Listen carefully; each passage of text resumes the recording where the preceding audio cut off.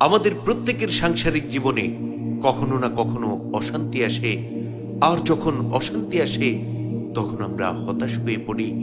অথচ আমরা বিশ্বাস করি সুখ, শান্তি, দুঃখ, কষ্ট সবকিছু আল্লাহ রব্বুল আলামিনের পক্ষ থেকেই আসে। কিন্তু যখন আমাদের জীবনে দুঃখ কষ্ট নেমে আসে তখন আমরা রবের ইবাদত থেকে মুখ ফিরিয়ে নেই, আমরা হতাশ হয়ে পড়ি।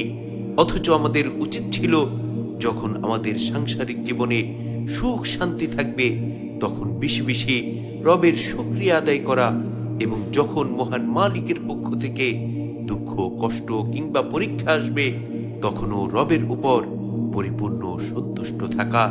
হতে পারে আপনার বিবাহ হয়েছে পৃথিবীর সবচাইতে নিকৃষ্ট ব্যক্তির সাথে, যেমন আসিয়া আলাইহিস সালাতু ওয়াস সালামের বিবাহ হয়েছিল ফিরআউনের সাথে, কিন্তু এর কারণে হযরত আসিয়ার অন্তরের মধ্যে আল্লাহ রব্বুল আলামিনের প্রতি বিশ্বস্ততা, ভালোবাসা কিংবা ঈমান কোনোটাই কমেনি, বরং হযরত আসিয়া আলাইহিস সালাতু ওয়াস সালামের অন্তরের মধ্যে তার রবের প্রতি, তার মালিকের প্রতি ঈমান, ভালোবাসা বৃদ্ধি পেয়েছে, যার ফলে আল্লাহ সুবহানাহু ওয়া তাআলা তার উপর সন্তুষ্ট হয়ে গেছেন এবং তিনিও মহান রবের উপর সন্তুষ্ট হয়ে গেছেন। সুবহানাল্লাহ, সুবহানাল্লাহি ওয়া বিহামদিহি, সুবহানাল্লাহিল আযীম। তেমনি ভাবে হতে পারে আপনার বিবাহ হয়েছে পৃথিবীর সবচাইতে ভালো মানুষের সাথে, পৃথিবীর সবচাইতে উত্তম ব্যক্তিদের মধ্য হতে কারো সাথে, যেমন বিবাহ হয়েছিল হযরত লূত আলাইহিস সালাতু ওয়াস সালামের কিংবা নূহ আলাইহিস সালাতু ওয়াস সালামের স্ত্রীদের। অথচ তারা নবীদের স্ত্রী হওয়া সত্ত্বেও, সর্বোত্তম ব্যক্তিদের স্ত্রী হওয়া সত্ত্বেও আল্লাহর জান্নাতে প্রবেশ করতে পারবে না।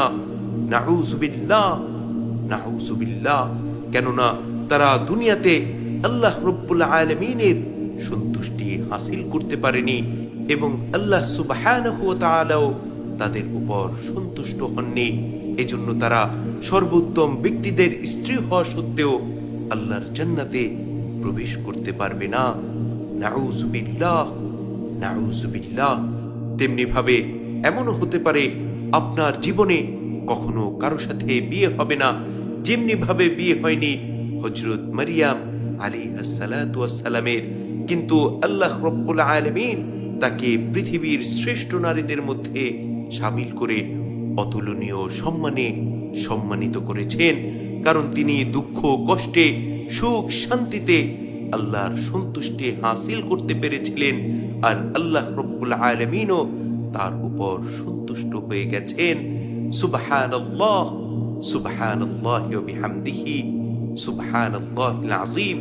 সুতরাং আমাদের বৈবাহিক জীবনে কিংবা দুনিয়ার জীবনে কখনো যদি দুঃখ কষ্ট আসে, সুখ শান্তি আসে, সর্বাবস্থায় মহান রবের উপর সন্তুষ্ট থাকতে হবে, তার উপর পরিপূর্ণ আস্থা বিশ্বাস রাখতে হবে।